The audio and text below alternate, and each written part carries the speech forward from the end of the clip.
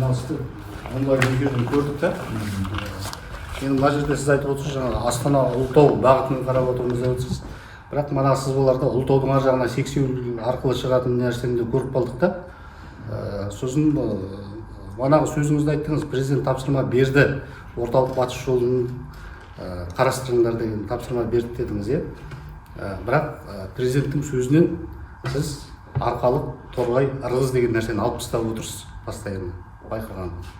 Енді менің ойым айтады, мына ертең Астана Ұлытау жолына ақша жоқ деп, мына осы біздің Торғай арқылы өтетін жолды бұрып кететін сияқты, жер тұрмаса шөптің басы қимылдамайды ғой.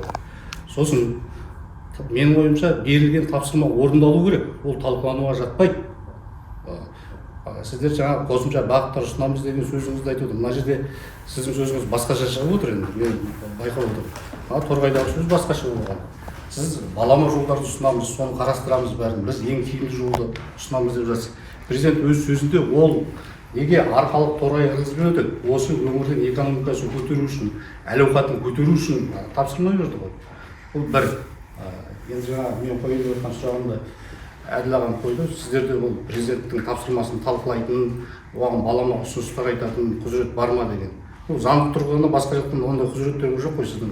Сіз басқарып келген комиссияның болмаса сіз қызмет атқаратын министрліктің де. Бұл бір. Екінші сұрағым, осыдан өткен жолы вице-министрлеріңіз келді. Облыс әкімі Құмар Ақсақаловпен мына жерде старт берілді. Сол жерде мен де сөйледім. Сол кезде вице-министрдің аузынан бұл негізі бұл жоба 48 айға жоспарланған, біз реті келсе одан да ерте бітіреміз бе деп отырмыз деп өз сөзінде айтты. Сонда ол не спектакль ма? Сіздер өздеріңізбен қоса менің де өтірік шығып отырсыздар сол жерде. Бұл екі. Енді жаңағы бағытты айтып жатсыздар ғой, Ұлытау, Сексеуіл. Мен осы бір ай бұрын ғана Жүрсін ағамыздың ауылына бардым, Қоскөл деген ауыл. Енді Сексеуіл мен Желісінің ортасында Байқоңыр мен Қоскөл деген ауыл бар. Ал енді сіз бүгін Торғайға барып келдіңіз, жолда қаншама елді мекен тұр. Сонда айналдырған бір екі ауыл үшін Қоскөл мен Сексеуілдің арасында да ел жоқ.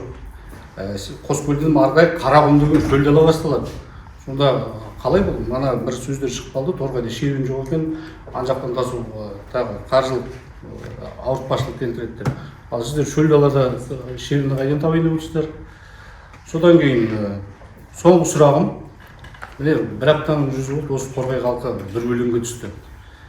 Көптен күткен қуанышты сіздер су сепкендей бас қостар. Осы жол үшін әрбір торғайлық жүрегінің түбіндегі облыс ашылса екен деген арманның өзін құрбандыққа шалып, облыс ашылмаса ашылмай қойсын, осы жол салынса екен деп күтіп отырған арман жаңағы үмітін күл-талқан қылып отырсыздар.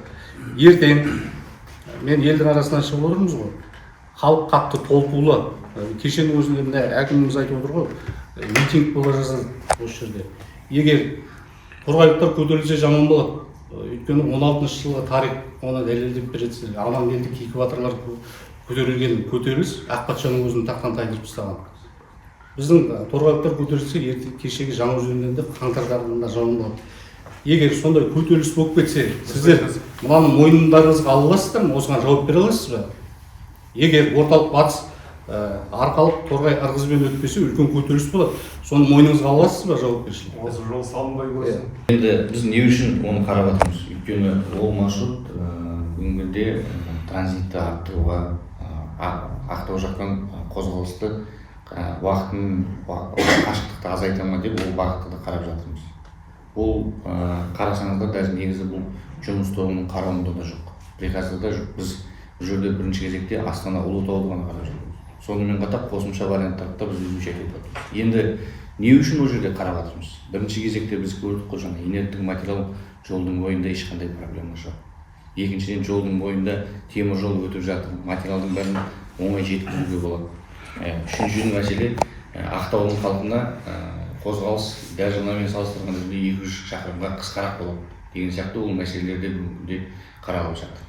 Енді жаңағы айтып отырсыз маршрут транзит жаңағы. Мен бүгін бұл барлық жермен халықпен кездесудің мақсаты біз жаңағыдай ерлік дүрліктіру емес, біз барлық маршрутты қарау, барлық жағын қарау, қалай ертең іске асырамыз. Жаңа сіз айтып отырсыз Торғайда тас жоқ үйтті деп. Біз оны да біз халыққа жұмыс тобынан сұрайын дедік. Басқа жерде тас бар ма? Қалай жеткіземіз?